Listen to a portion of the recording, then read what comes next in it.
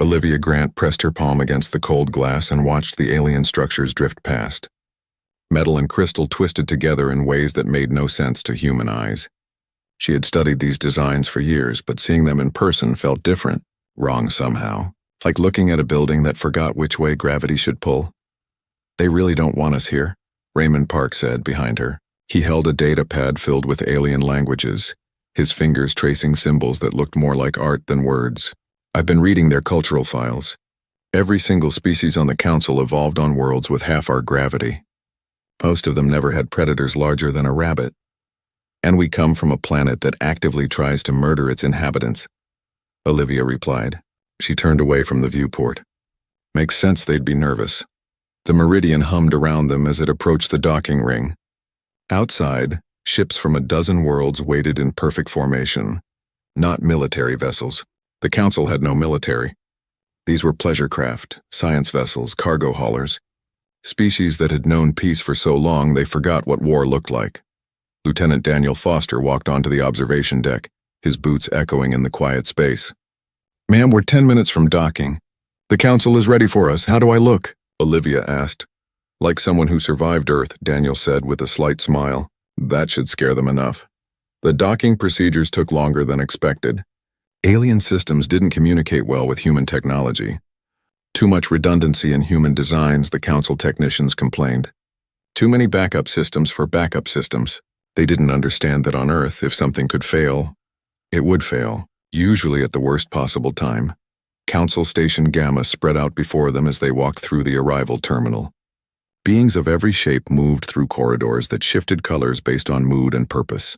Crystalline creatures that sang instead of spoke. Flowing entities that existed partially in water tanks mounted on mobile platforms. Insect-like beings whose compound eyes reflected everything in fractured rainbows. And then there were the humans. 5 of them, walking upright with heavy steps that came from living under stronger gravity, breathing air that most species would find toxic with its high oxygen content, existing in a temperature range that others considered extreme. The Council chamber was enormous. 7 platforms hung suspended in open space, each holding a representative of the eldest species. Below them, hundreds of smaller platforms hosted delegates from younger civilizations. The humans were directed to a platform near the bottom.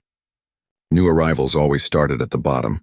Ambassador Thelian spoke first. The crystalline being's voice resonated through the chamber, translated into hundreds of languages simultaneously. "We welcome humanity to the Galactic Council. Your species has passed the required period of observation. 200 years ago, we placed Earth under quarantine because your world was deemed too dangerous, too violent, too unpredictable." Raymond leaned close to Olivia. "Here comes the but part." "But," Thelian continued, "times change. The Council recognizes that humanity has matured. Your violent tendencies have been channeled into exploration and industry. We grant you provisional membership." Applause echoed through the chamber. Polite, measured, the kind of applause given at formal ceremonies. Olivia didn't trust it. 200 years of isolation and suddenly they were welcome? Something was wrong. The ceremony continued with speeches and presentations. Each elder species offered wisdom to the newcomers. Don't expand too quickly. Respect established territories. Violence is never the answer. Peace is the only path forward. The same lessons they'd probably given to every new member for thousands of years. Finally, Olivia was allowed to speak. She walked to the center of her platform, aware that hundreds of alien eyes watched her every movement. "The people of Earth thank the Council for this opportunity. We know our world is harsh by your standards. We know our history is violent, but we've learned from our mistakes. We're ready to contribute to galactic civilization." More polite applause. The ceremony was ending. They would be assigned quarters, given trade agreements, introduced to the vast bureaucracy that ran the Council. Everything was proceeding exactly as planned. Then Thelian did something unexpected. The crystalline being's platform descended, moving away from the other elders. It approached the human platform directly. "Captain Grant," Thelian said quietly, the translation now private between them. "I must speak with you, not here." "Not officially." Olivia's training kicked in. "When?" "After the ceremony. Come alone. Tell no one." The being's crystalline structure shifted colors, flashing something that Olivia's translation implant registered as deep fear. The edges are going dark, Captain. Worlds are vanishing. The Council admitted your species not because we forgive your violent nature, but because we need it. Before Olivia could respond, Thelian's platform rose back to its position among the elders. The ceremony concluded moments later with traditional music that sounded like wind chimes in a hurricane. As the delegates dispersed, Raymond touched her arm. "What did Thelian say to you?" "Nothing good," Olivia replied. She watched the crowds thinning, saw Daniel organizing their security detail, noticed how the other species gave humans extra space when passing. Fear and curiosity mixed in their alien expressions. "We need to find out what's really happening here." 2 hours later, Olivia stood in a private chamber deep within the station. Thelian waited there along with data screens showing star maps. Entire sectors were marked in red. Dozens of systems. Hundreds of worlds. "This is Haven's Gate," Thelian said, pointing to a system on the outer rim. "Population 12 million. 3 days ago, all communication ceased. No distress signal. No warning. Complete silence. Equipment failure," Olivia suggested. "That's what we told ourselves the first time. And the second. And the 10th. Thelian's colors shifted to something dark and cold. "This is the 14th world to go silent in 6 months. We've sent investigation teams. None have returned. What do you think is happening?" "I think something old has woken up," Thelian said. "Something that existed before the Council. Before civilization. We have ancient warnings in our oldest archives. Stories of darkness that consumes everything. We always thought they were myths, and now we need someone to investigate who won't panic. Who won't break when faced with the unknown. Someone from a world so dangerous that cosmic horror is just another Tuesday." Thelian turned all its crystalline eyes toward Olivia. "We need Deathworlders, Captain Grant. We need humans." The station shuddered. Alarms began wailing in alien frequencies that made Olivia's teeth ache. Emergency broadcasts flooded every channel. On the data screens, another system marker turned red. Haven's Gate had gone completely dark.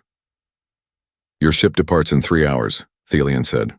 "Find out what's taking our worlds, Captain. Find out and stop it. Because if you can't, nothing else in this galaxy can." Olivia looked at the star map, at the spreading darkness on the outer edges of known space, and felt something cold settle in her stomach. They'd spent 200 years trying to prove humanity wasn't dangerous anymore. Now the galaxy needed them to be dangerous again. "We'll find your answers," she said, "one way or another." The void between stars held secrets that most species preferred to ignore.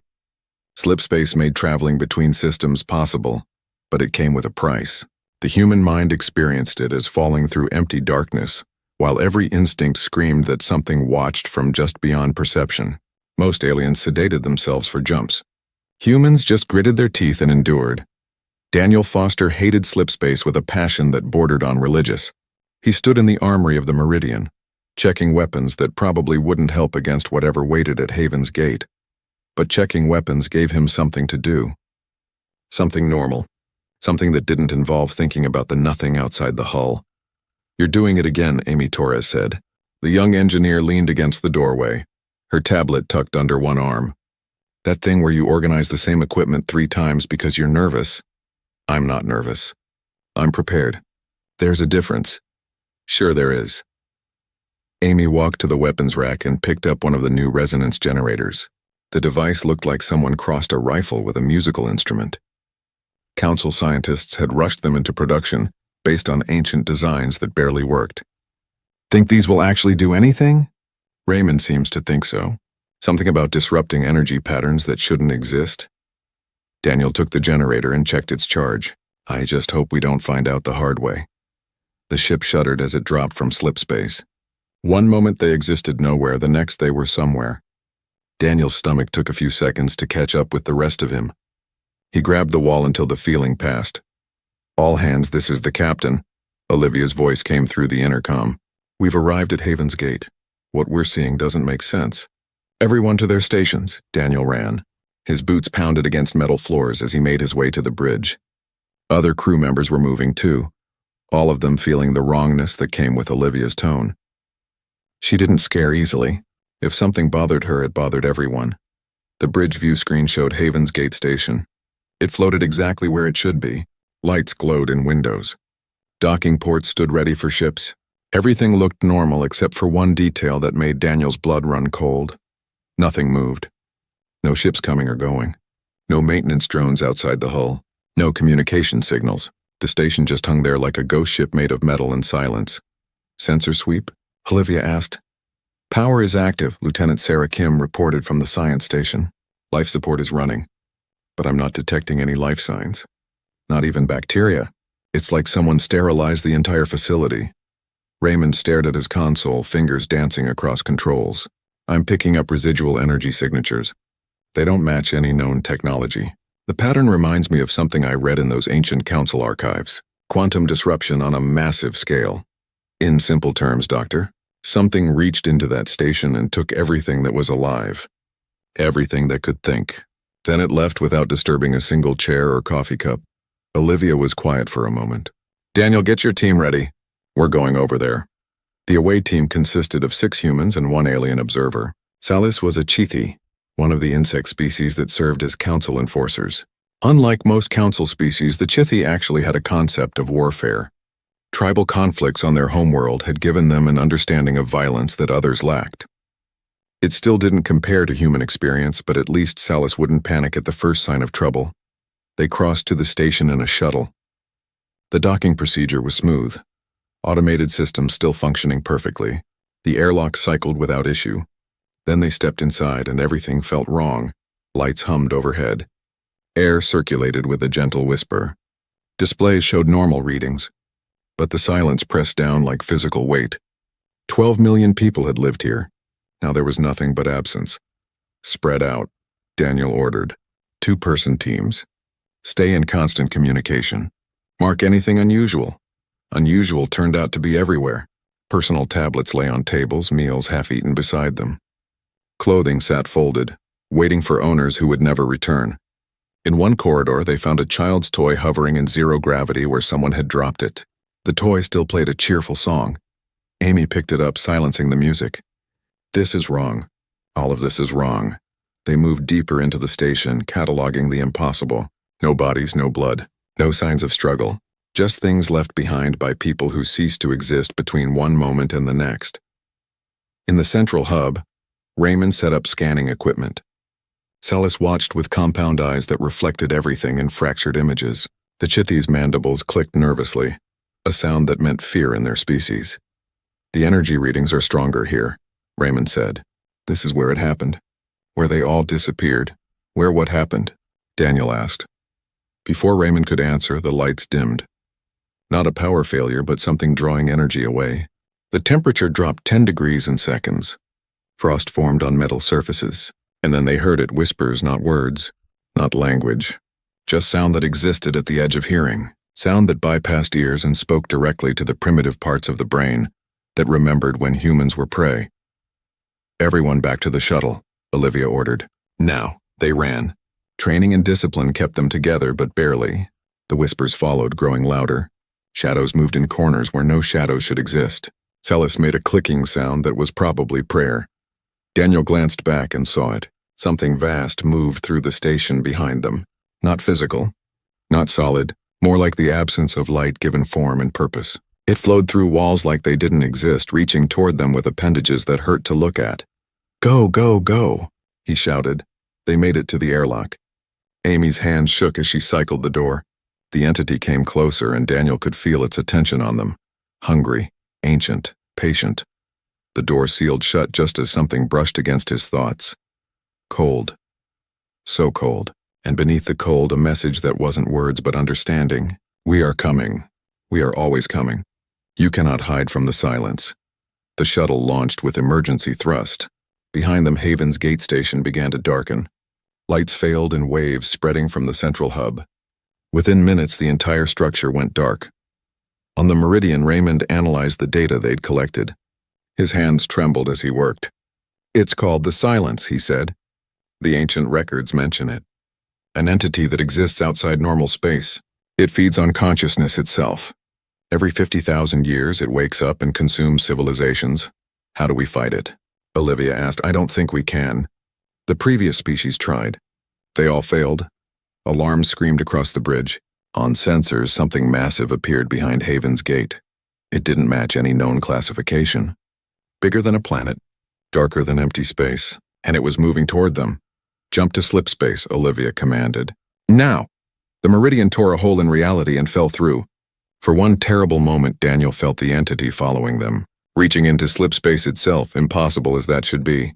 Then they emerged in normal space, light years away, but the feeling remained. They'd been marked, seen. The silence knew humans existed now, and somewhere in the dark between stars it was coming for them. Olivia stared at the view screen where stars burned peacefully. "Get me the council. All of them. They need to know what's really happening out here." "And what is happening?" Daniel asked. "The end of everything," Olivia said quietly, "unless we figure out how to stop it." Panic looked different on alien faces. Raymond had learned this over the past 3 days as the council gathered in emergency session. Some species changed colors. Others released chemical signals that smelled like burning metal. A few simply froze, their evolutionary response to danger being absolute stillness. But the result was the same across all of them: terror. He sat in the observation gallery above the council floor, watching ambassadors argue in a dozen languages. Beside him, Olivia maintained the calm expression she wore when she wanted to hit something. Below on the main floor, Ambassador Thelian was trying to restore order. "This changes nothing," an Ashiran elder said. Its crystalline body pulsed with agitated colors. "The protocols are clear. We retreat to core worlds. We activate the shields. We wait." "Wait for what?" Olivia's voice cut through the chamber. She'd been granted temporary speaking privileges after the Meridian's report. "You're talking about abandoning billions of people, entire civilizations on the frontier." "We are talking about survival," another elder replied. This one was Morellin, its aquatic body suspended in a mobile water tank. "The silence has come before. It will feed and then sleep. This is the cycle. Some must be sacrificed so the whole may endure." Raymond stood up. "May I address the council?" Thelian nodded. "Dr. Raymond Park of Earth, the council recognizes you." He walked down to the main floor, feeling hundreds of eyes on him. Public speaking had never been his strength, but some things needed saying. "I've spent the last 72 hours reviewing your ancient archives, the restricted files you don't share with new members. I found records of 3 previous silence events. Each time, civilizations fell. Each time, the council retreated and survived. But there's something in those records you seem to have missed." "Speak plainly, human," an elder demanded. "One species survived direct contact with the silence, not by hiding, by fighting. The records are fragmented, but they describe a primitive race that used aggressive neural patterns to confuse the entity. Sound familiar?" Thelian's colors shifted. "Those beings died out shortly after. Internal conflicts destroyed them. Because nobody helped them," Raymond said. "They fought alone. They saved the galaxy. And in return, they got nothing but extinction. Is that the legacy you want? Just keep repeating the same cycle forever?" The chamber erupted in arguments. Some species demanded immediate evacuation. Others called for more study. A few, very few, suggested listening to the humans. Raymond returned to his seat, exhausted.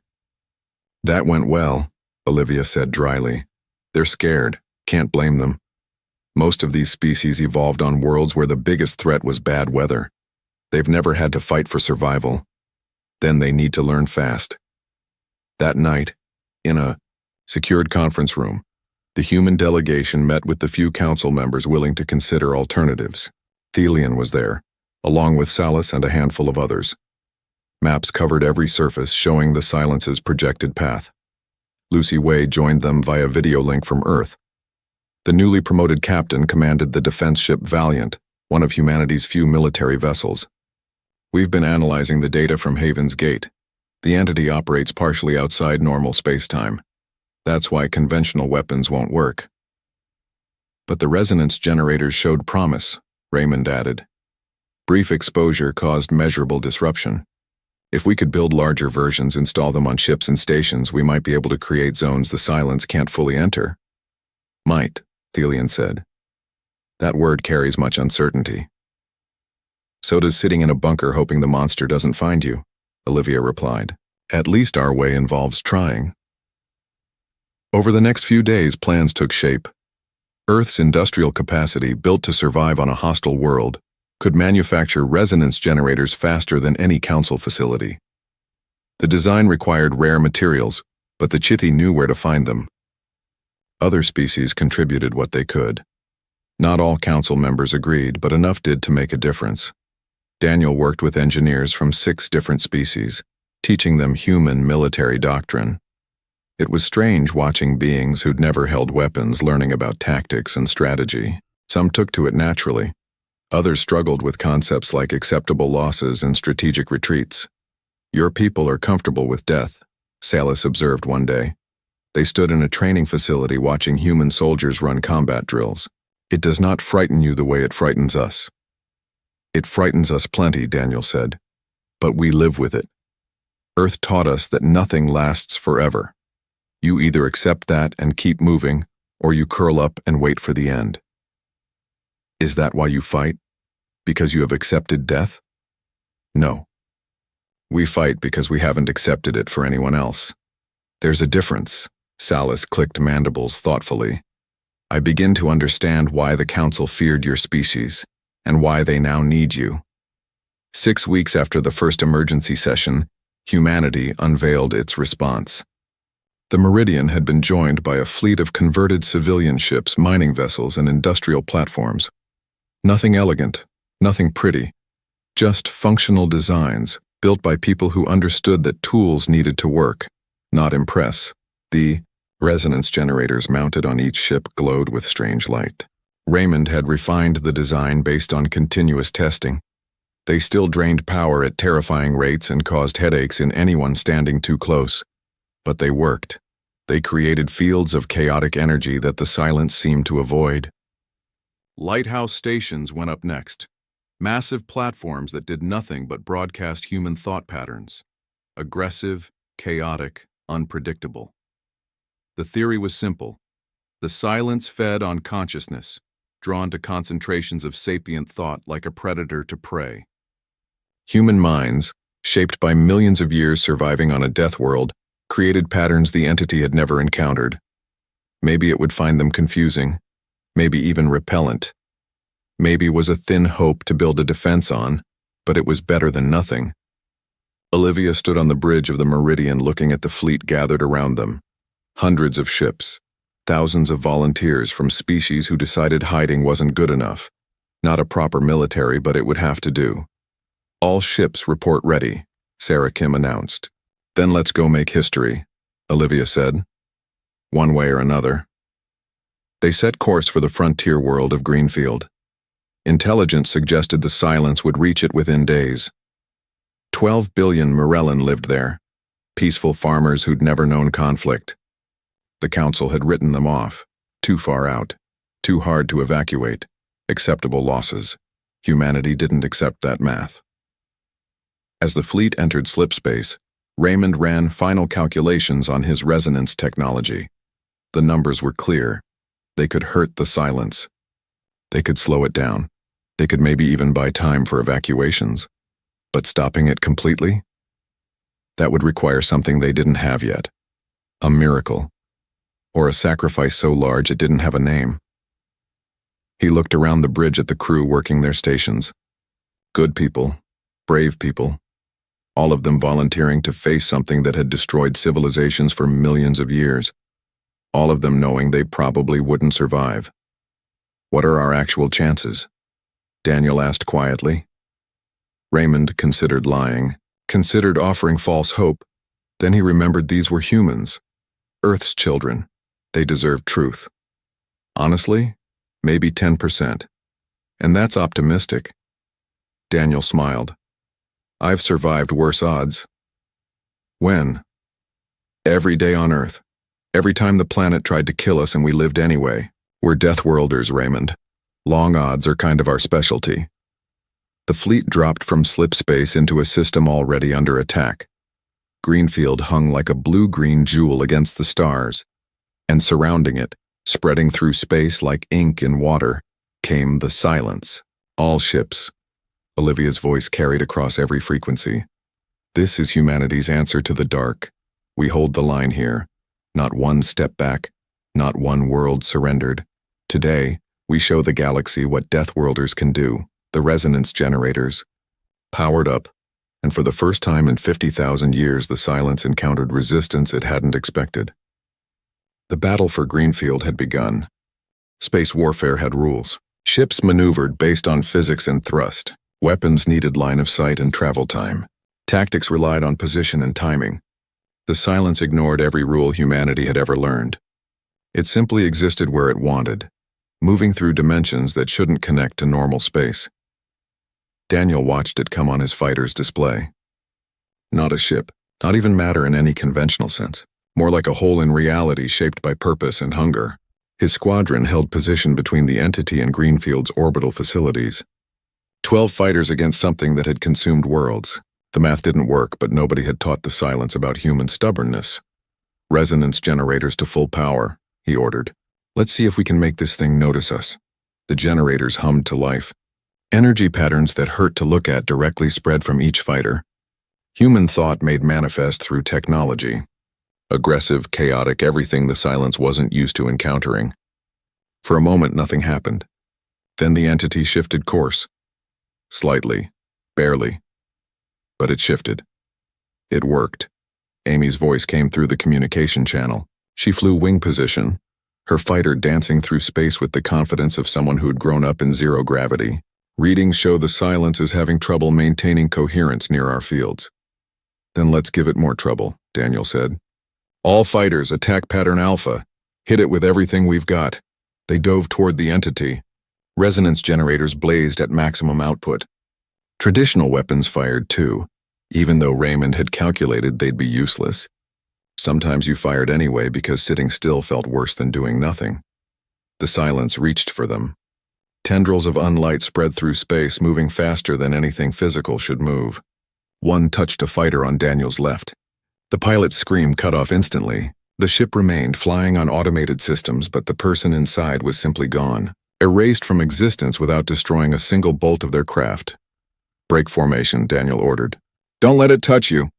His squadron scattered, each pilot relying on instincts honed through thousands of hours of training.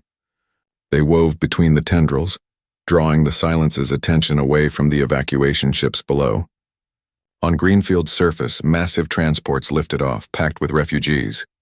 Billions of Murellan fleeing their homes because the universe had decided their world was next on the menu. Lucy Way's voice cut through the chaos.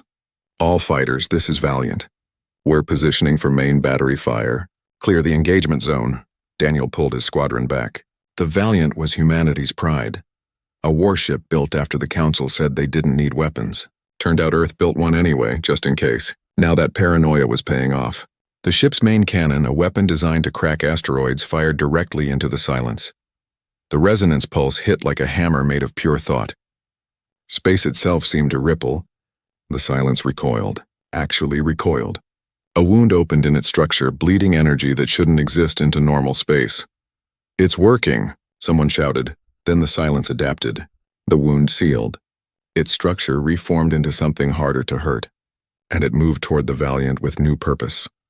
All power to shields, Lucy ordered. Brace for impact. The entity hit the Valiant like a tidal wave of darkness. For 10 seconds, the ship disappeared from sensors. When it reappeared, half the crew was gone. Just gone, their spaces at stations empty, their quarters silent. Lucy's voice came through communication channels, strained but alive. We bought you time. Use it.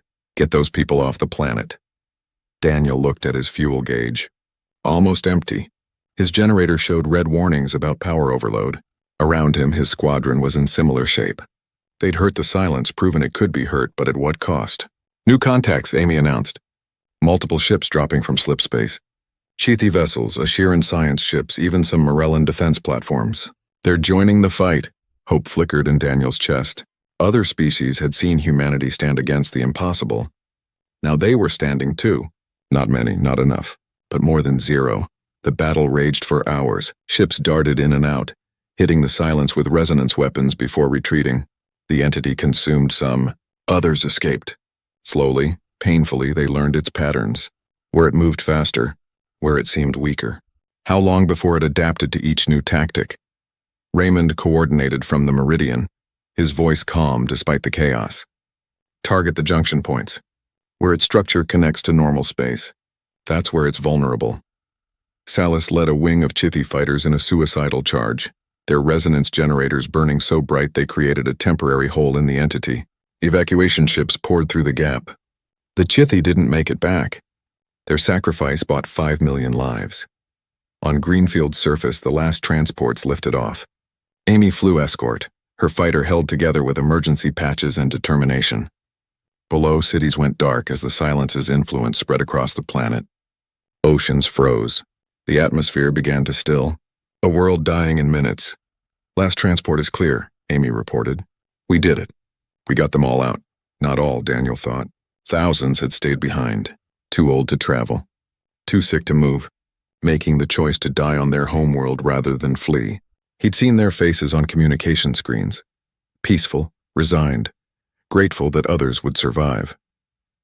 The silence descended on Greenfield. Within an hour, the planet was lifeless.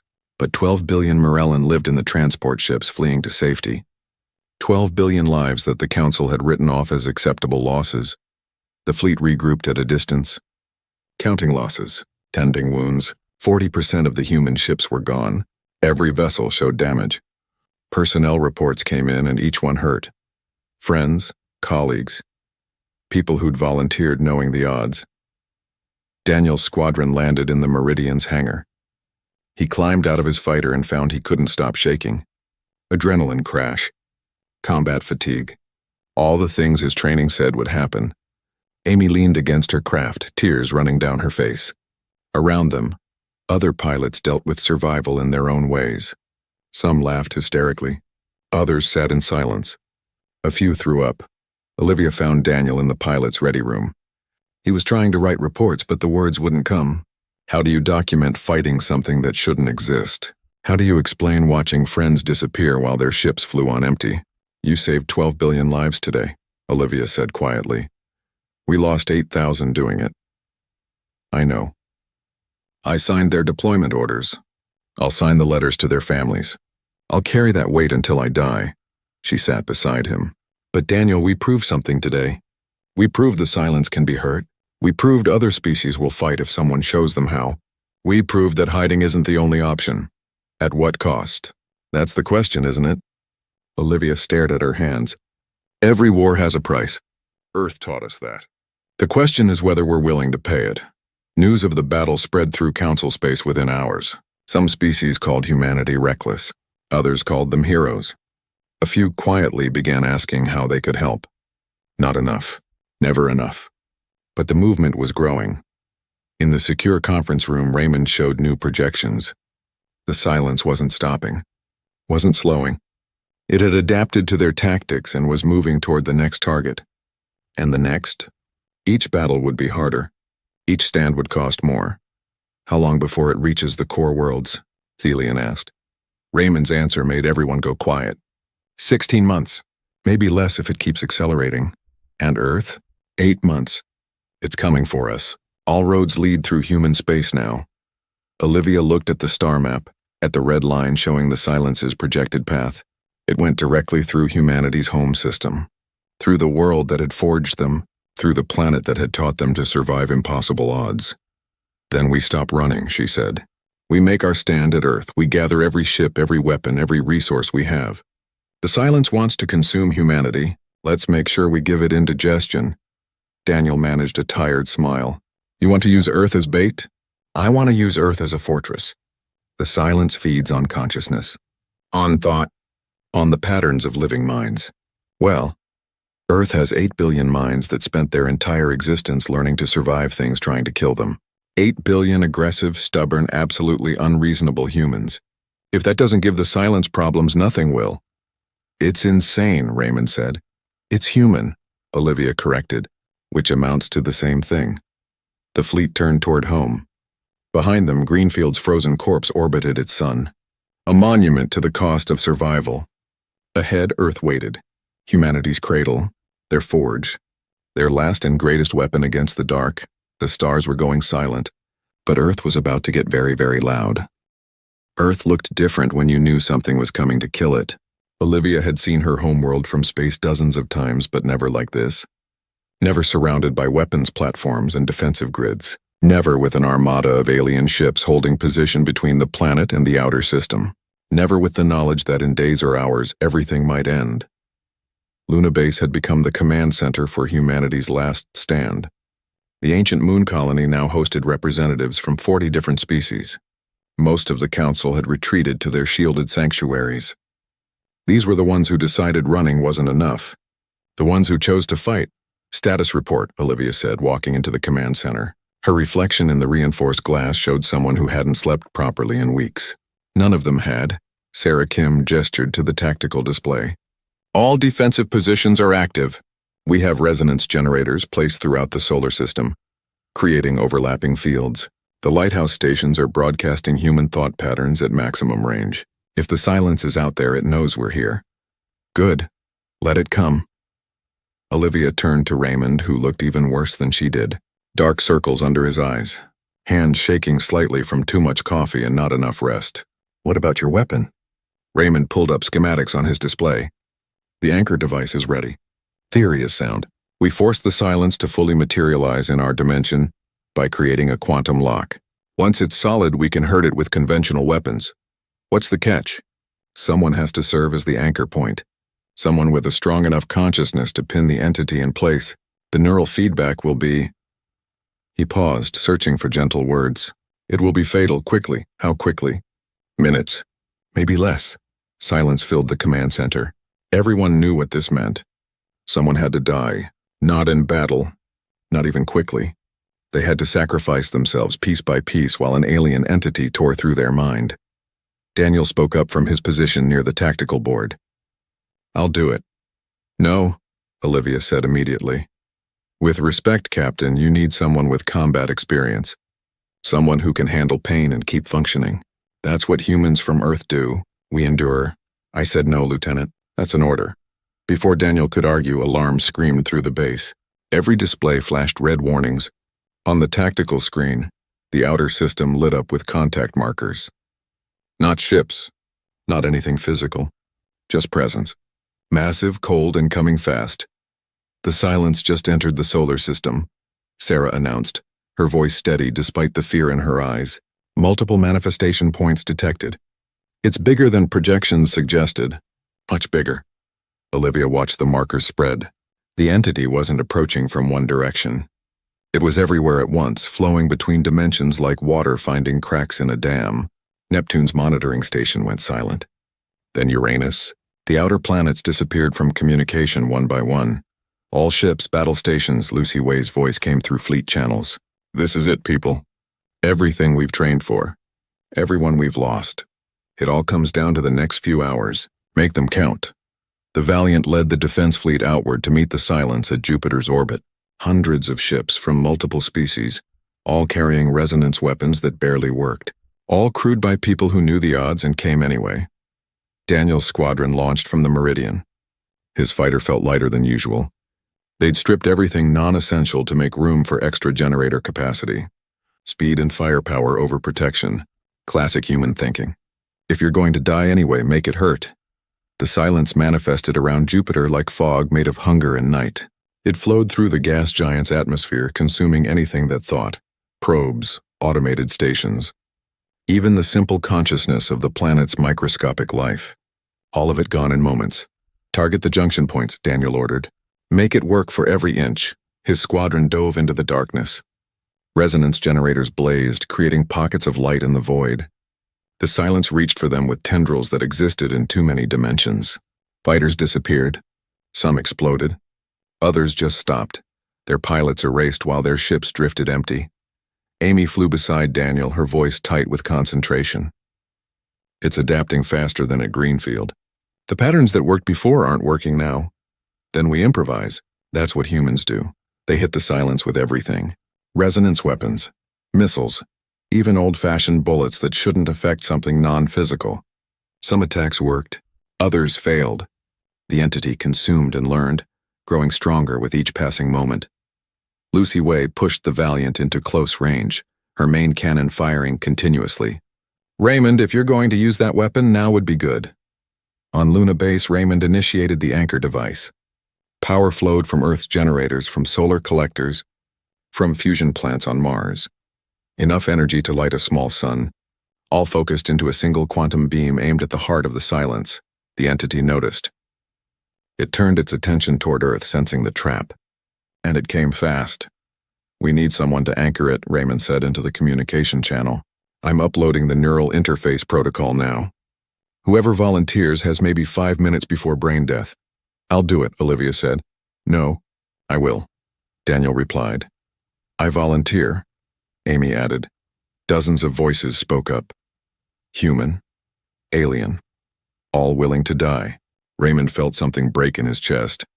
These people, these impossible, stubborn, beautiful people, Earth had forged them in fire, and now they were ready to burn for others. "There's another way," he said quietly, then louder. "There's another way. I can distribute the anchor effect across multiple volunteers. It will still kill, but slower. Buy us more time." "How many volunteers?" Olivia asked. "All of them." "Everyone willing." The more minds anchoring it, the stronger the lock. Within seconds, thousands of responses came in. Human pilots, alien soldiers, engineers, scientists, even civilians on Earth who understood what was needed. They all plugged into the neural network Raymond had created, all offering their consciousness to pin the silence in place. The entity materialized. For the first time in its ancient existence, it became solid, physical, vulnerable, and it screamed. The sound wasn't audio. It was thought made manifest. Pain and rage from something older than stars, forced into a shape it had never needed to take.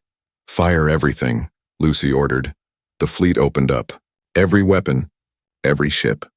The silence burned, not with heat but with disrupted reality as its structure collapsed under the assault. It thrashed, trying to escape back to its home dimension. But thousands of human minds held it in place, each one sacrificing pieces of themselves to maintain the anchor. Daniel felt his thoughts fragmenting, his memories bleeding away. First went recent things, then childhood, then even his name. But he held on. They all held on, because that's what humans did. They endured. The silence's scream faded. Its structure broke apart, fragments dissolving into nothing. It wasn't dead. Something that old couldn't truly die. But it was hurt. Wounded so badly it would be centuries before it could manifest again. Maybe longer. The anchor released. Daniel gasped, finding himself in his fighter's cockpit. He was alive, memories intact, confused but whole. Around him, other pilots reported similar experiences. The mental load distributed across so many minds had saved them. Barely, but not everyone survived. On Earth, in the hospitals and neural centers, hundreds lay in comas. Their minds had borne too much weight. They would never wake up. Their sacrifice had saved billions. The silence retreated, fled back to the spaces between dimensions where it had slept for millions of years. For the first time in recorded history, it had been driven back. Not destroyed, but defeated. Olivia stood at Luna Base's observation window, watching Earth turn below. The planet had survived, scarred, changed, but alive. Around it, the debris of battle floated. Ships destroyed, stations wrecked. And among the wreckage, thousands of escape pods and survival rafts carrying people who'd lived through the impossible. "How many?" she asked quietly. Sarah checked her reports. "Final casualties are still coming in. Estimate 40% losses across the fleet. 3,000 in neural comas from the anchor effect. But Earth is intact, 8 billion people alive, and the silence is gone. For now," Raymond added. He looked older somehow, the weight of what they'd done pressing down on him. "It will come back. Maybe not in our lifetimes, but it will return. Then we'll be ready," Olivia said. "We'll build better weapons, stronger defenses. We'll teach the galaxy what we learned today." Daniel limped into the command center, one arm in a sling. "We won. We survived," Olivia corrected. "There's a difference, is there?" Daniel smiled, exhausted but genuine. "Sometimes survival is the only victory that matters." 3 months felt like 3 years when you spent them rebuilding after the end of the world. Raymond stood in front of the memorial wall, reading names etched in black stone. Thousands of them, human and alien both, people who'd stood against the impossible and paid the price. Behind him, construction crews worked on repairs to Luna Base. The damaged sections would take another year to fully restore. Some scars went deeper than metal and stone. "You come here every day," Salas said, approaching on careful insect legs. The Chithi had recovered from injuries sustained in the final battle, but walked with a slight limp now. "A reminder of the cost. Someone should," Raymond replied. "Someone should remember them. All the galaxy remembers. You ensured that." The Galactic Council had reconvened last week. Their first action was offering humanity complete control of the Council, leadership, resources, anything they wanted. The offer felt hollow. Most Council species were still traumatized, their peaceful existence shattered by the revelation that safety was an illusion and monsters were real. Olivia had rejected the offer. Politely but firmly. Humanity didn't want to rule. They wanted partnership, cooperation, a galaxy where everyone contributed instead of hiding behind shields and hoping problems went away. The compromise was the Sentinel Accord, a new organization dedicated to defending against threats like the Silence, not replacing the Council but existing alongside it, military where the Council was diplomatic, strong where they were peaceful, and led by those who understood that sometimes violence was the answer to violence. Daniel entered the memorial chamber, his arm out of the sling finally. "Captain wants to see us. Says it's important." They walked through Luna Base together. The corridors felt emptier than before. Too many faces missing, but new faces were arriving daily. Volunteers from across the galaxy who wanted to learn human tactics. Young people from peaceful species who'd decided their elders' way wasn't working anymore. Olivia's office overlooked Earth. She stood by the window, watching clouds drift over continents. "The Council wants us to deploy the Resonance Beacon network," she said without preamble. "Permanent installations across the galaxy. Early warning systems in case the Silence returns." "That's a 100-year project," Raymond said. "Maybe longer. Then we'd better start now." She turned to face them. "I'm appointing Lucy Way to command the Sentinel fleet. Daniel, you're being promoted to Major. You'll train the next generation of pilots. Raymond, I need you to lead the Science Division. We have to understand what we fought better than we do now." "And you?" Daniel asked. "I'm going back to the Council as humanity's permanent ambassador. Someone has to make sure they don't slip back into comfortable denial. Someone has to keep reminding them that safety requires effort." Over the following weeks, the plan took shape. Resonance beacons would be placed at key points throughout the galaxy. Not weapons, but warning systems. Ways to detect if the Silence woke early, or if something similar emerged. The technology Raymond had developed at such cost would protect future generations. Amy Torres, promoted beyond her years due to competence and sacrifice, led the engineering teams. She'd survived the anchor effect with memories intact, though nightmares remained. She channeled the trauma into work, designing better generators and more efficient power systems. Keeping busy was how she coped. That and the knowledge that her work saved lives.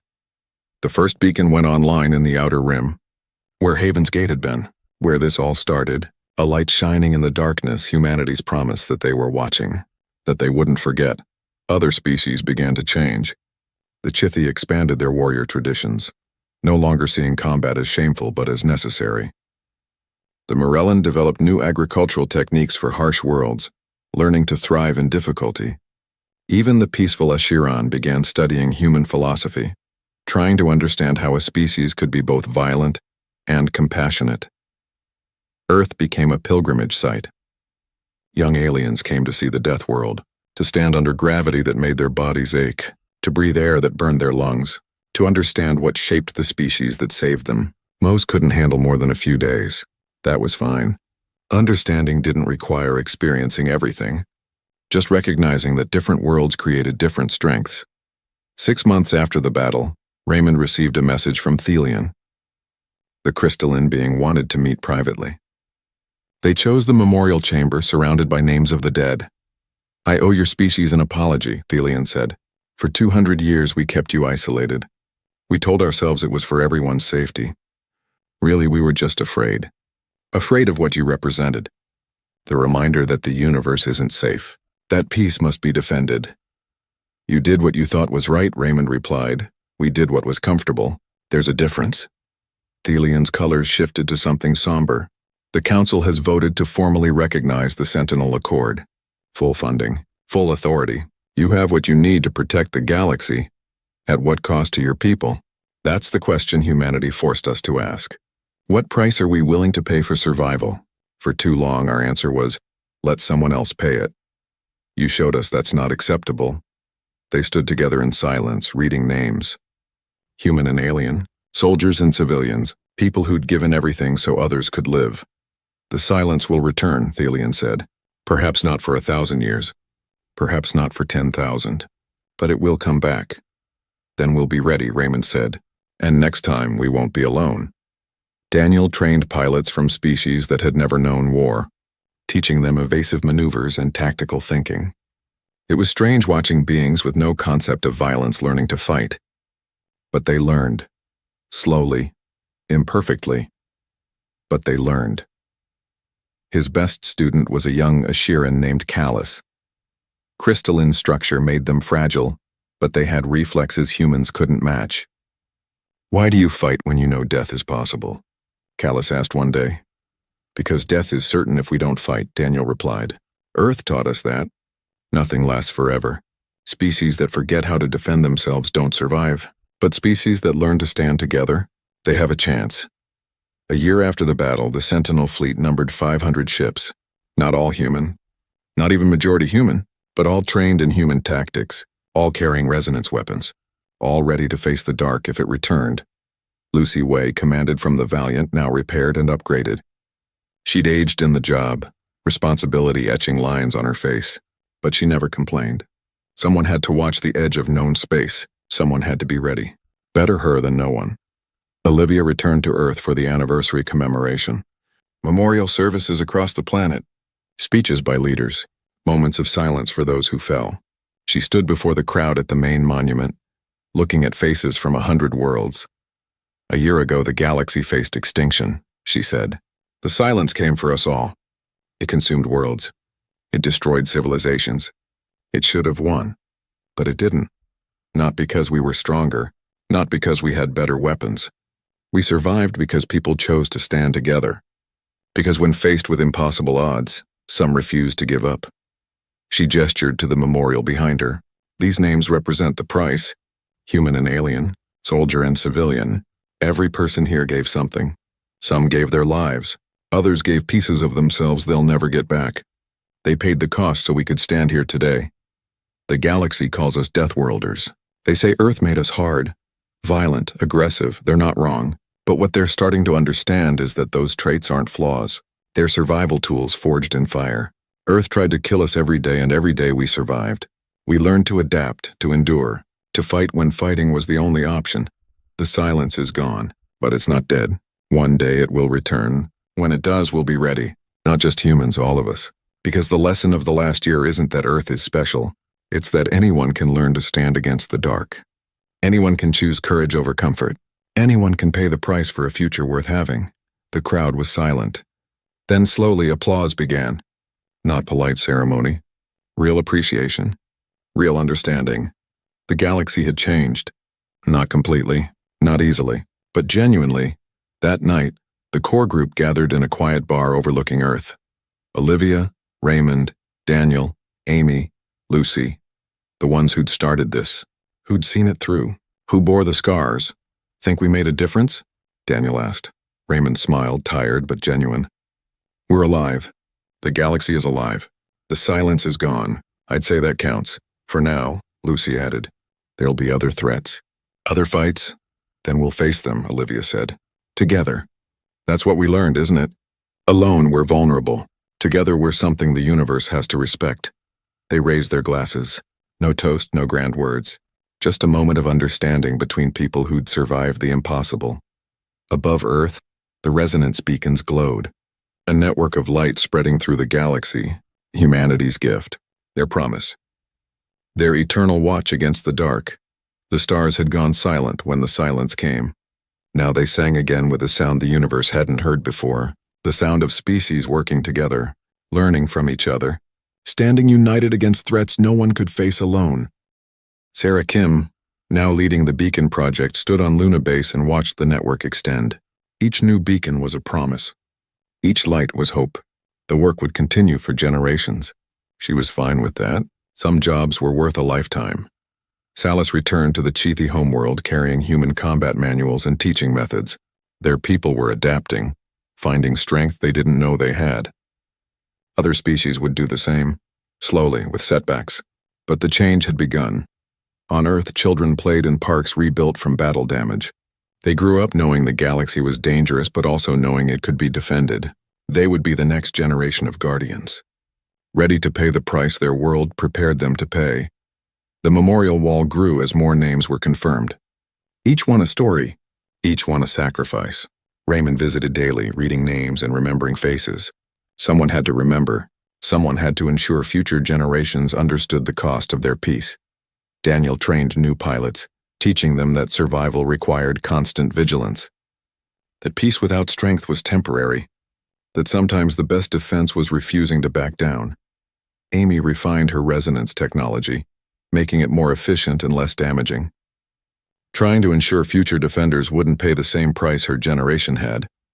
Lucy Way's fleet patrolled the edges of known space, watching for threats, ready, always ready.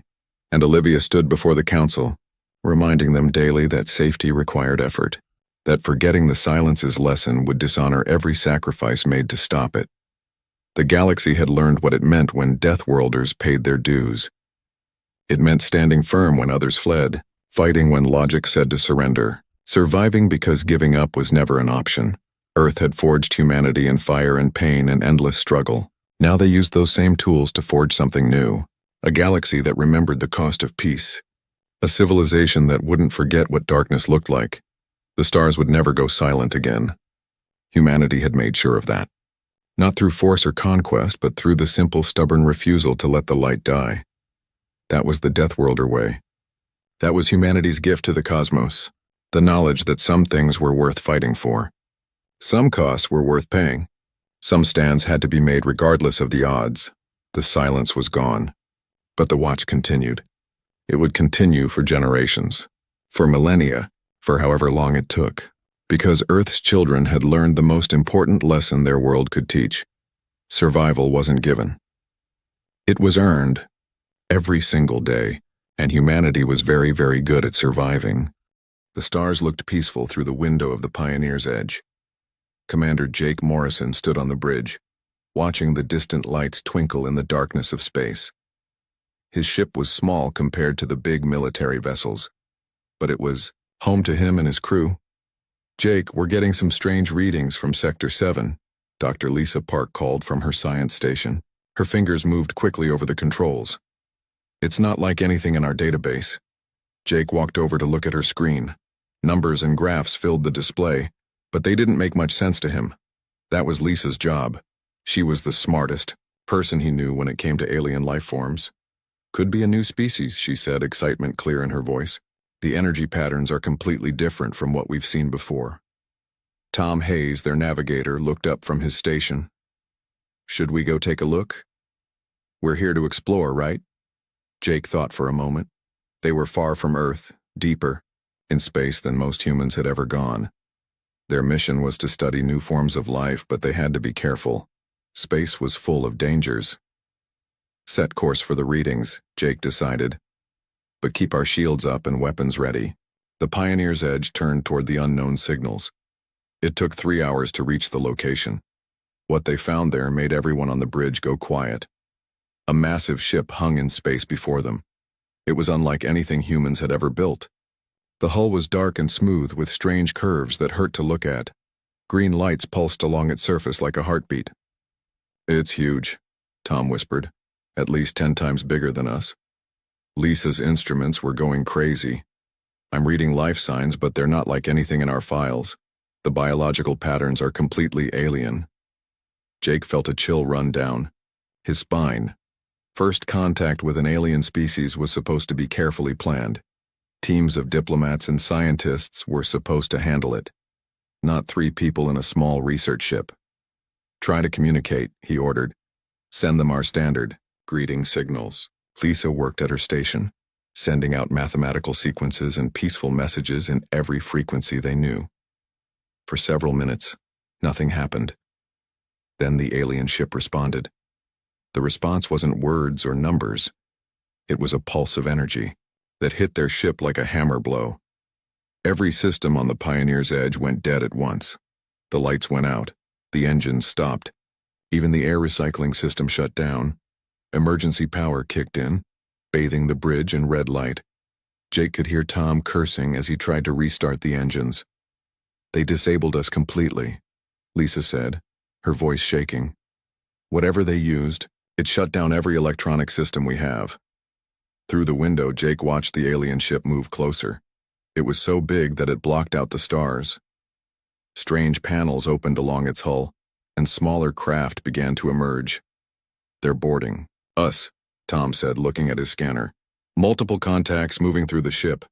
Jake grabbed the emergency weapons locker and handed out the pistols inside. "Lisa, can you get the escape pods working?"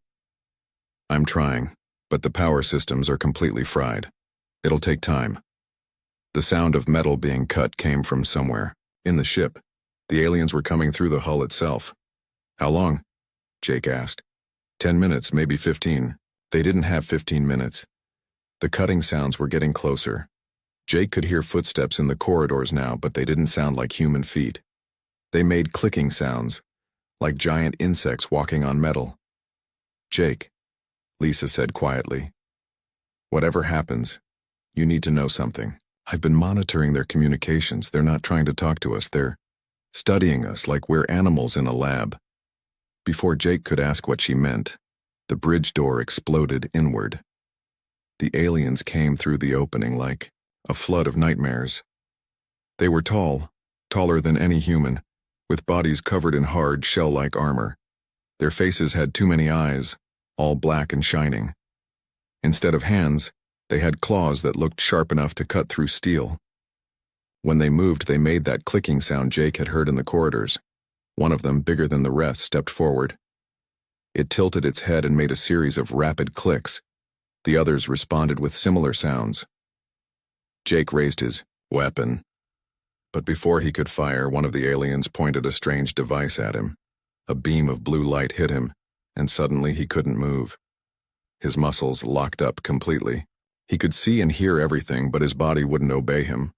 The same thing happened to Lisa and Tom. The aliens gathered around them, making more of those clicking sounds. Jake got the feeling they were discussing what to do with their captives. The big alien moved closer to Jake. It reached out with one clawed hand and touched his face. The touch was cold and rough. Jake wanted to pull away, but he couldn't move. More clicking sounds.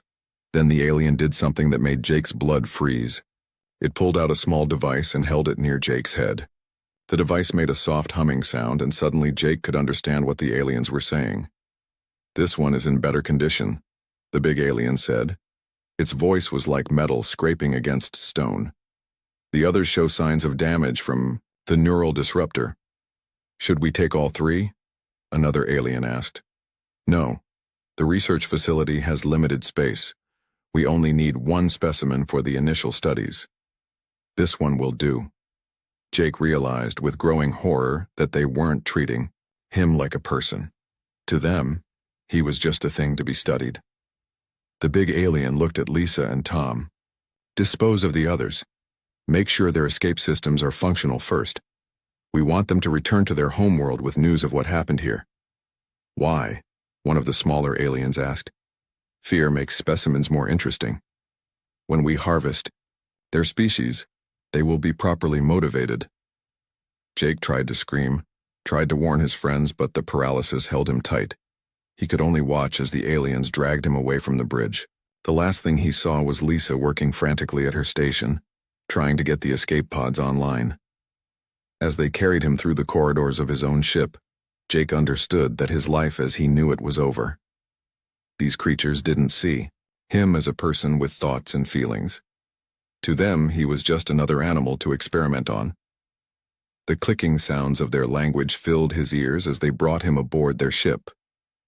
Behind him, he heard the Pioneer's Edge powering up as Lisa got the systems working again. At least his friends might escape to warn Earth. But Jake was going somewhere else entirely, somewhere dark and terrible, where humans were nothing more than specimens in an alien laboratory. Jake woke up in a cage. The walls around him were made of some kind of clear material, stronger than glass. He was naked, and his body ached from the paralysis device the aliens had used on him.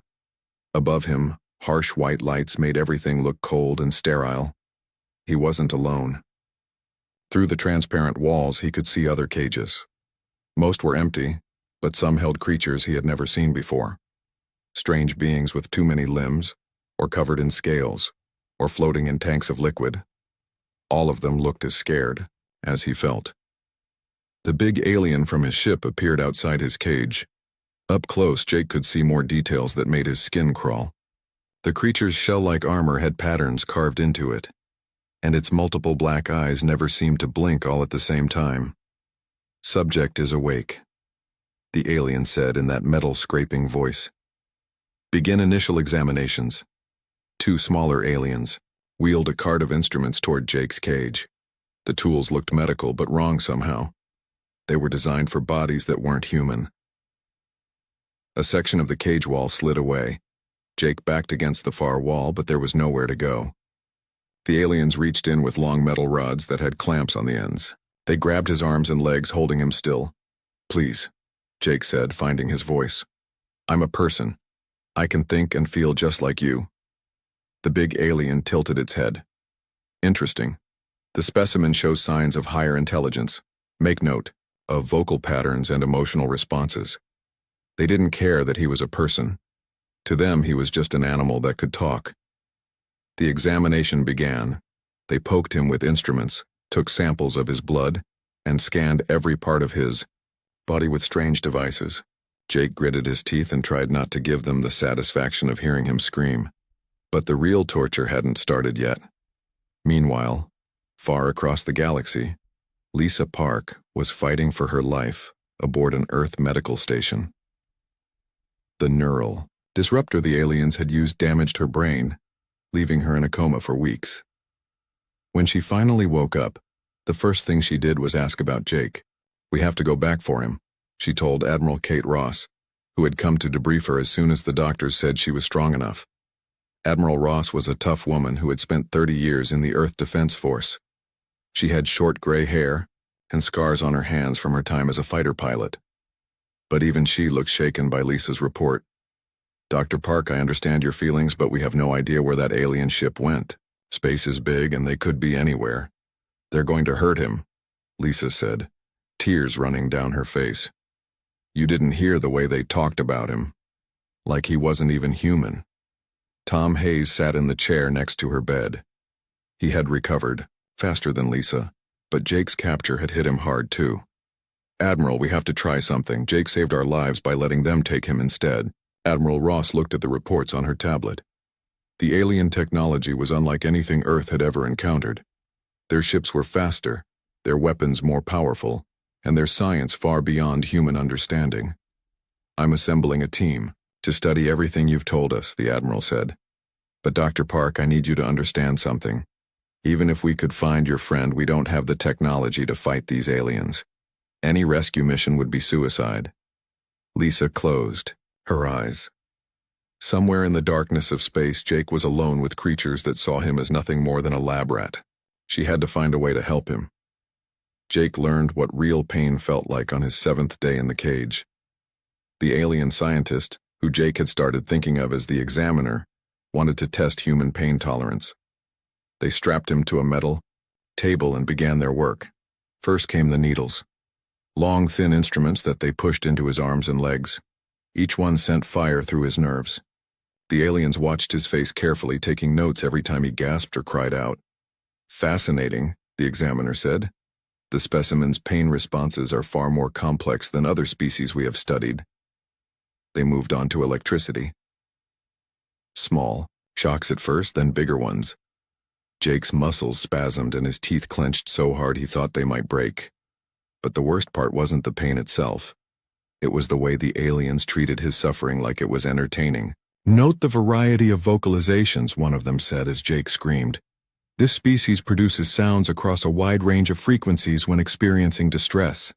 Hours passed. Jake lost count of how many different ways they hurt him. When they finally put him back in his cage. He curled up in a corner and shook. His body was covered in small wounds and burn marks. But they weren't done with him. They never seemed to be done. On Earth, Admiral Ross sat in her office reading intelligence reports. The news wasn't good. Long-range sensors had detected strange signals from deep space, signals that matched what Dr. Park had described from the alien ship. Her aide, Captain Bill Murphy, stood at attention beside her desk. "Ma'am, the science team has finished analyzing the data from the Pioneer's Edge. They think the aliens are conducting some kind of biological survey." "What kind of survey?" "The kind you do before you harvest a crop." Admiral Ross felt ice in her stomach. "How many ships?" "Unknown. But the signal patterns suggest it's more than one. Possibly many more." The Admiral stood up and walked to the window. Outside, she could see the lights of Earth's capital city. Millions of people going about their lives, not knowing that somewhere in space, one of their own was being tortured by creatures who saw all of humanity as nothing more than specimens to be studied. "Start mobilizing the fleet," she said quietly, "and get me every military scientist we have. If these aliens think humans are just animals, they're about to learn how wrong they are." Jake's nightmare continued day after day. The aliens tested everything about him. How much heat he could stand, how long he could hold his breath, how his mind reacted to different drugs and chemicals. They were particularly interested in human emotions. They would show him images of Earth, of his friends, of his family, and watch how his body responded. When he cried, they collected his tears for analysis. "This specimen shows remarkable psychological complexity," the examiner noted during one session. "The emotional responses may be the key to understanding their species." But Jake noticed something the aliens didn't seem to understand. Each day of torture made him angrier instead of weaker. Each time they hurt him, his hatred for them grew stronger. Humans, he realized, were different from the other creatures in the laboratory. The other alien specimens became broken and hopeless after a few days. But Jake's spirit was getting harder, not softer. Late at night, when the laboratory was quiet, he made himself a promise. If he ever got out of this place, he would make sure his people knew what these creatures were really like. And when that happened, the aliens would learn that humans could be just as ruthless as they were. The clicking sounds of alien conversation echoed through the laboratory as Jake planned his revenge. The emergency session of the World Defense Council lasted 18 hours. Representatives from every nation on Earth sat in stunned silence as Jake Morrison told his story. When he finished, the room was completely quiet. President Maria Santos of the United Americas was the first to speak. "Commander Morrison, are you certain about these invasion plans?" Jake pulled up the alien star charts on the main screen. Red lines showed the planned attack routes to Earth. "Ma'am, I spent 8 months watching them prepare. They talk about humans the way we talk about livestock." Chancellor David Wong of the Asian Federation leaned forward. "The technology gap seems impossible to overcome. How do we fight ships that can disable our vessels with a single pulse?" "We adapt," Admiral Ross said, standing up. "Dr. Park has been studying the alien technology Commander Morrison brought back. Lisa, show them what you found." Dr. Lisa Park activated her presentation. Detailed scans of alien weapons and equipment filled the screens around the room. "The aliens' technology is advanced, but it's not magic," Lisa explained. "Their energy weapons work on a specific frequency. We can build shields to block them. Their ships are faster than ours, but they're also larger and less maneuverable." She clicked to the next slide. "Most importantly, they think in patterns. Jake's intelligence shows they use the same battle tactics every time. They've never fought an enemy that could learn and change during combat." Premier Anna Volkov of the European Union stood up. "What are you suggesting, Doctor?" "I'm suggesting we give them a war they're not prepared for," Lisa said. "We build ships designed specifically to fight their weaknesses. We develop weapons that can hurt them, and we show them that humans don't follow predictable patterns." Jake stepped forward. "There's something else. The aliens I freed from their ship, they want to help. Their species were harvested just like Earth is about to be. They know alien technology, and they hate these creatures as much as we do." The room erupted in discussion. Some leaders worried about the cost. Others questioned whether humanity could unite for such a massive effort. But Jake's scarred face and the alien invasion plans were powerful arguments for action. President Santos called for order. We need to vote. All in favor of total mobilization for the defense of Earth? Every hand in the room went up. The next 6 months transformed human civilization. Every factory, every shipyard, every research facility on Earth was converted for war production. The usual arguments between nations disappeared when faced with extinction. Admiral Ross took command of the new Human Defense Force. Her first decision was to promote Jake Morrison to the rank of general and put him in charge of tactical planning. You know how they think, she told him during their first strategy meeting. That makes you our most valuable asset. Jake stood in the command center, looking at displays showing Earth's growing fleet. Hundreds of ships were under construction, each one designed to exploit alien weaknesses that he had learned during his captivity. Dr. Lisa Park worked 20-hour days in her laboratory. The alien technology Jake had stolen was like a puzzle, and she was determined to solve every piece. Her team of scientists came from every nation on Earth, united by a single goal. We've cracked their shield technology, she reported to Jake during one of their daily meetings. Our new plasma weapons can punch right through their defenses. What about their speed advantage? Jake asked. We can't match their engines, but we don't need to. Look at this. Lisa showed him tactical simulations on her computer. Their ships are built for hunting weak prey. They're not designed for real combat. Our smaller, faster fighters can outmaneuver them. Jake nodded. 8 months of watching the aliens had taught him they were predators, not warriors. They had never faced prey that could fight back effectively. The alien prisoners Jake had rescued became invaluable allies. The crystal being, who called itself Resonance, could understand alien technology in ways humans couldn't. The reptilian creature, named Scale by the human technicians, knew the locations of alien bases throughout the galaxy. The Harvest ships gather at a staging point before attacking, Scale explained through a translation device. If you can hit them there, you can cripple their entire operation. Jake studied the star chart Scale had provided. The staging point was in deep space, far from any inhabited system. It would be the perfect place for a surprise attack. Fleet Admiral Marcus Webb took command of the Human Expeditionary Force 6 months after the mobilization began. He was a career military officer with gray hair and steady hands, chosen because he understood both space combat and human psychology. General Morrison, Admiral Webb said during their first meeting, I've read your reports. This fleet you're asking me to command, it's not just a military force, it's a statement. Jake looked out the window at the massive shipyard orbiting Earth.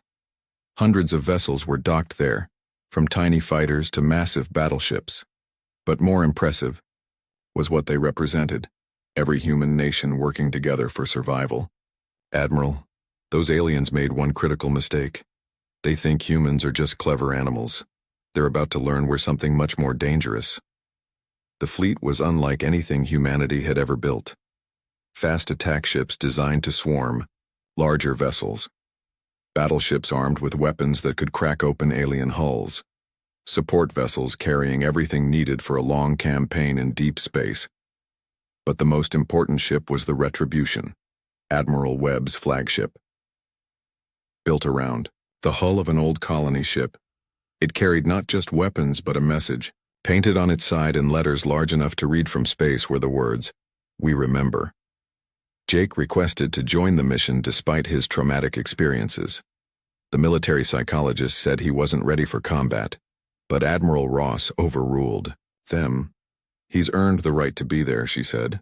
Besides, we need someone who understands the enemy. Jake underwent surgery to repair the worst damage from his captivity. Cybernetic implants replaced damaged nerves and organs. The doctor said the procedures would make him stronger than before, but Jake knew the real strength came from something else. The night before the fleet's departure, Jake stood in his quarters, looking at Earth through the porthole.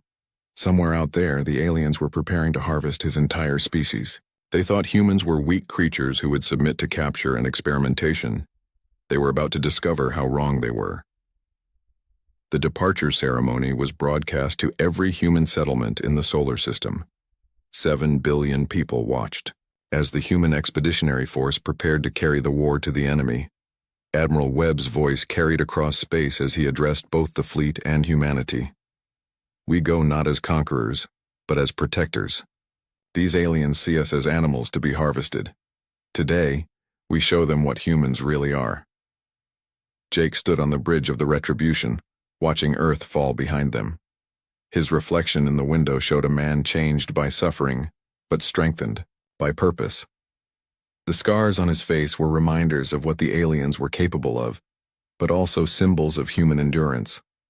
The fleet jumped to hyperspace, carrying humanity's anger toward the stars. Behind them, Earth's factories continued building. More ships, more weapons, more tools of war. The aliens had wanted to study human nature. They were about to get a very thorough lesson. Jake had been counting days by watching the aliens' work schedule. 8 months had passed since his capture. 8 months of pain, experiments, and torture that had changed him into something harder than the man who once commanded the pioneers. Edge. His body was covered in scars now, some from the aliens' instruments, others from his own attempts to escape. But his mind was sharper than ever. Every day in the laboratory had taught him something new about his captors. The aliens followed. Patterns. They were creatures of habit, and habits could be exploited. The chance came during what the aliens called a stellar event. Jake didn't understand the science, but he could see the results. Strange lights flashed outside the laboratory windows, and the ship's power systems began to fluctuate. "Emergency protocols in effect," announced a voice over the ship's communication system. "All non-essential personnel report to safety stations."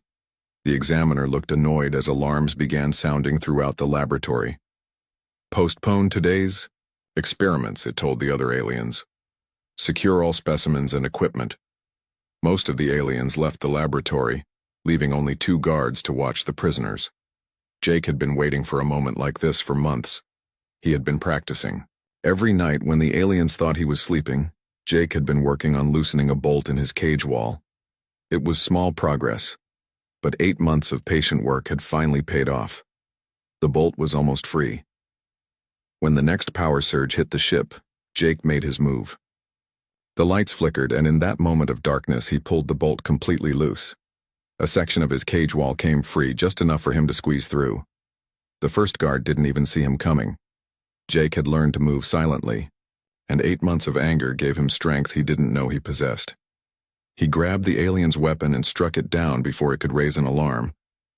The second guard turned toward the noise, but Jake was already moving. The alien weapon felt strange in his hands, but he figured out the trigger quickly enough. The blue energy beam that had once paralyzed him now served his purposes. With both guards down, Jake faced a choice. He could try to escape immediately, or he could do something that might save other lives. Around him, dozens of cages held prisoners from other worlds. All of them had suffered just like he had. Jake started opening cages. The other prisoners were weak, but they understood freedom when they saw it. A reptilian creature with intelligent eyes nodded to Jake in what he hoped was gratitude. A being that looked like it was made of living crystal chimed softly as it floated out of its prison. "The ship plans," Jake said to a creature that seemed to understand human speech.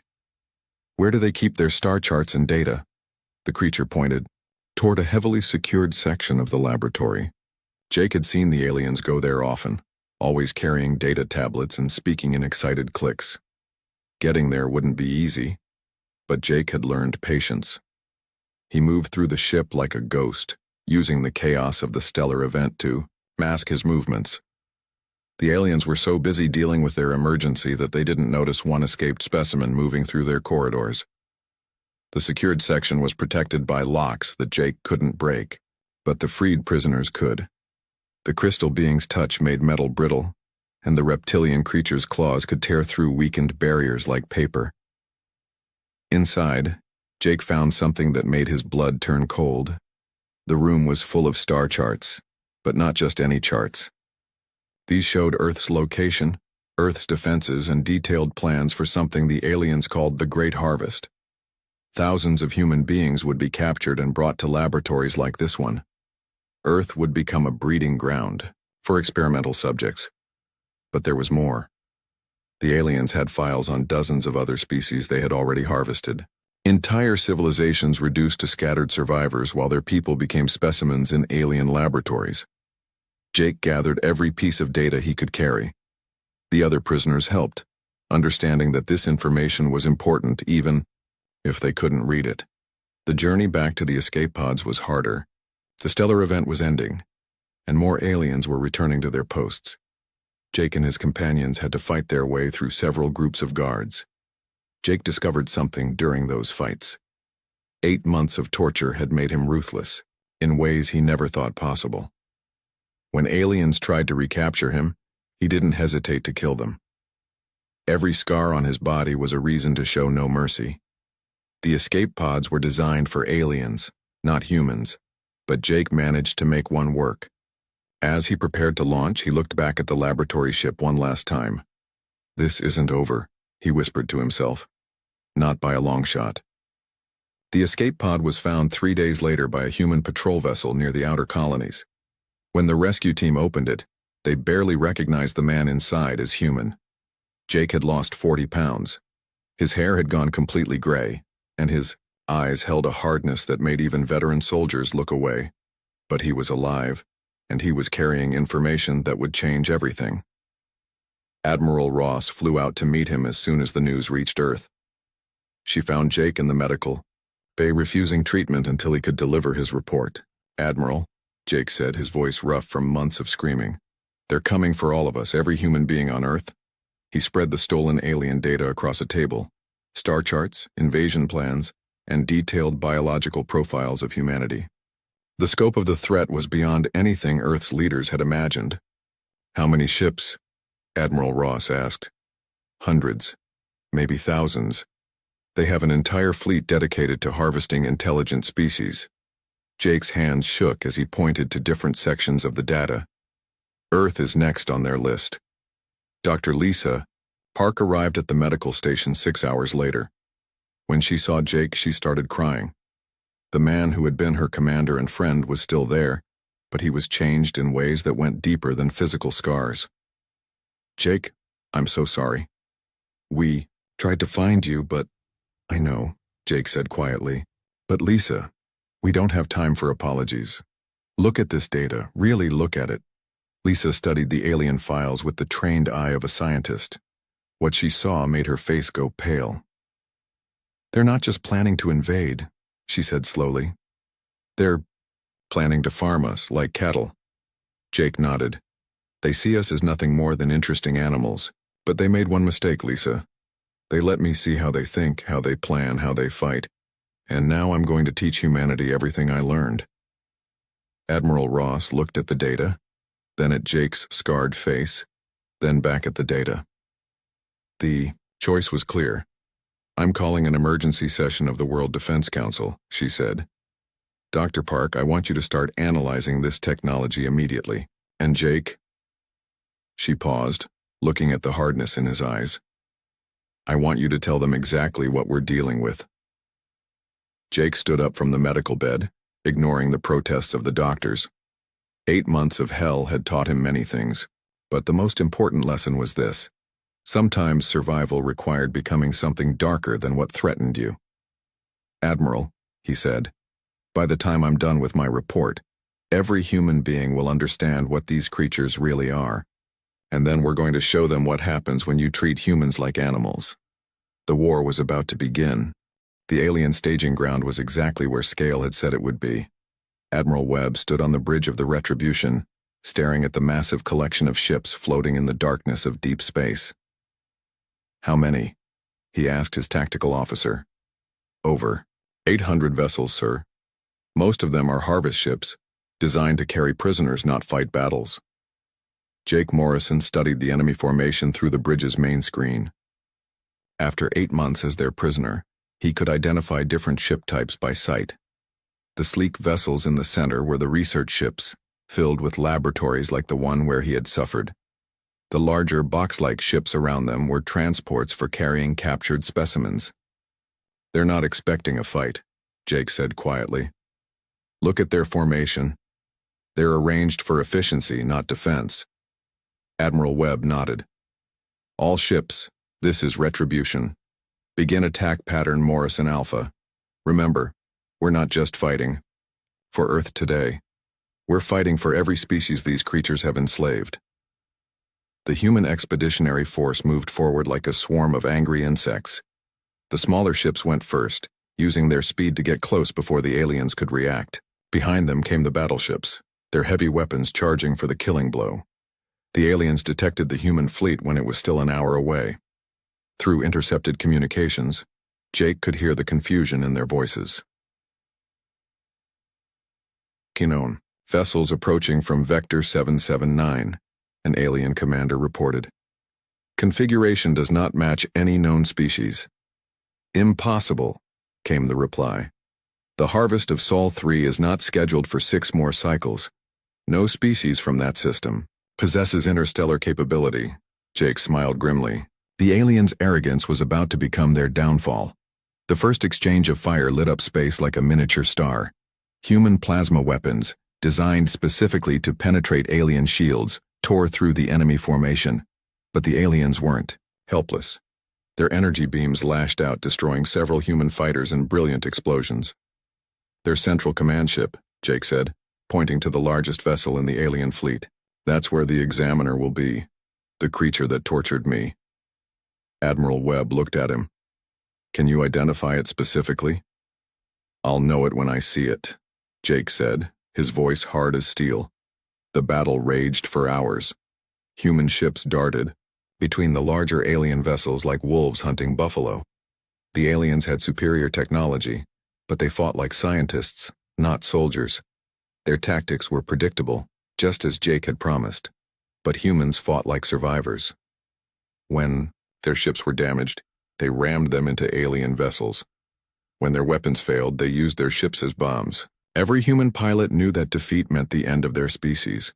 Sir, we're receiving a transmission from the enemy, the communications officer reported. Put it through, Admiral Webb ordered. The voice that came through the speakers was the Examiner's, the same metal-scraping tone that had haunted Jake's nightmares for months. Unknown species, you are interfering with a lawful harvest operation. Withdraw immediately or face consequences. Jake grabbed the microphone before Admiral Webb could respond. This is General Jake Morrison of the Human Defense Force. You remember me, don't you? Specimen 2847. There was a long pause. Then the Examiner's voice came back, and for the first time, Jake heard something new in it. Surprise. Impossible. Specimen 2847 was terminated during transport. I'm very much alive, Jake said. And I brought friends. The tide of battle turned when Dr. Lisa Park's new weapons came into play. The human ships had been holding back their most powerful systems, waiting for the right moment. Now plasma torpedoes and gravity bombs struck the alien formation with devastating effect. Jake watched as the research ships, those floating chambers of torture, exploded one by one. Each destruction felt like justice for the countless beings who had suffered in alien laboratories. General Morrison, Admiral Webb said, we've identified the Examiner's ship. It's trying to escape. Jake looked at the tactical display. A sleek research vessel was breaking away from the main formation, heading for the edge of the system where it could jump to hyperspace. Not today, Jake said. Admiral, request permission to lead a strike team to that ship. Granted. But Jake, bring that creature back alive if you can. We need to understand their technology. Jake strapped on his combat armor and gathered his team. Among them was Resonance, the crystal being he had freed from the alien laboratory. The creature's abilities would be useful in disabling alien technology. Their boarding ship was fast and stealthy. It caught up with the Examiner's vessel just as it reached the system's edge. Human plasma cutters burned through the alien hull, and Jake led his team inside. The corridors were exactly as he remembered, cold, sterile, and filled with the sounds of alien machinery. But this time, Jake wasn't a helpless prisoner. This time, he was the hunter. They fought their way through the ship's defenses. The aliens had weapons, but they weren't soldiers. They were scientists who had never faced an enemy that could fight back effectively. Jake found the examiner in its laboratory, desperately trying to destroy research data. The creature looked exactly as he remembered, tall, multi-eyed, with claws that had once caused him so much pain. Specimen 2847, the examiner said, turning to face him. You have developed in unexpected ways. Your species shows remarkable adaptability. My name is Jake Morrison, Jake said, raising his weapon, and you're going to answer for every person you've tortured. The examiner tilted its head. Fascinating. You demonstrate the revenge behavior we observed in your psychological profiles. This anger, it drives your entire species to violence. You're wrong, Jake said. It's not anger, it's justice. The alien reached for a weapon, but Jake was faster. The plasma beam struck the examiner in the chest, dropping it to the floor. But Jake didn't kill it. Admiral Webb wanted it alive for questioning. The battle ended with the complete destruction of the alien fleet. Of the 800 ships that had been preparing to harvest Earth, none escaped. The few aliens who survived were taken prisoner, a reversal that shocked them more than any weapon could have. But victory came at a cost. Nearly half the human fleet was destroyed, and thousands of brave men and women had died to protect their species. Earth's industrial capacity was devastated by the war effort, and it would take years to recover. Jake stood in the detention area of the Retribution, looking at the examiner through the cell's transparent wall. The alien was restrained and helpless, just as Jake had once been. You want to know about human nature, Jake said. We remember everything. Every kindness, every cruelty, every debt that needs to be paid. You studied us like animals, but you never understood what makes us human. The examiner looked at him with its multiple black eyes. What happens now, specimen? Now you get to experience what it's like to be studied by a species that sees you as less than equal, Jake replied. But unlike you, we won't torture you for entertainment. We'll learn what we need to defend ourselves, and then you'll face justice. The journey back to Earth took months. During that time, human scientists learned everything they could from captured alien technology. The rescued prisoners from dozens of species were given medical treatment and offered new homes on human worlds. When the fleet finally returned to Earth, they were greeted as heroes. But Jake felt no joy in the celebration. The war was over, but at a terrible cost. Humanity had survived, but they were changed forever. Admiral Ross met him at the spaceport. Jake, you've been offered a position heading up our new Alien Defense Division. We need someone who understands the threats that might be out there. Jake looked up at the stars, knowing that somewhere in the darkness other species might be facing the same horror he had endured. Humanity had proven they could defend themselves, but the galaxy was full of predators. I accept, he said. But first I want to send a message to every corner of known space. The message went out on every frequency humanity could broadcast. It was simple, direct, and unmistakably human. This is Earth. We are the species you called specimens. We remember pain. We learn from suffering. We never forget our debts. To any species facing harvest or enslavement, we will help you fight. To any species that treats intelligent beings as animals, we are coming for you. Jake Morrison had once been a peaceful explorer. The aliens had turned him into something harder, something more dangerous, and in doing so, they had awakened something in humanity that would change the galaxy forever. The age of humans being victims was over. The age of humans as protectors had begun.